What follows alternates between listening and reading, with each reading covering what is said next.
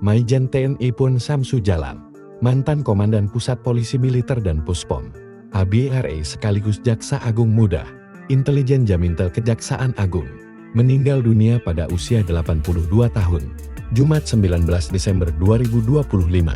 Almarhum dikenal sebagai perwira tinggi TNI lulusan Akmil 1965 yang pernah menduduki berbagai jabatan strategis serta berkiprah sebagai pengacara setelah purna tugas. Di balik rekam jejak militernya, nama Samsu Jalal sempat menuai kontroversi setelah beredar video pernyataannya yang menuding Presiden Joko Widodo sebagai bagian dari PKI, serta melontarkan tudingan serupa kepada sejumlah tokoh nasional.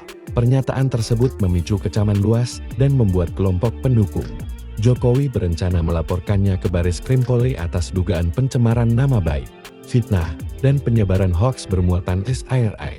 Pihak pendukung Jokowi menilai tuduhan tersebut sebagai narasi lama yang telah berulang kali dibantah berbagai pihak dan berpotensi memecah belah masyarakat.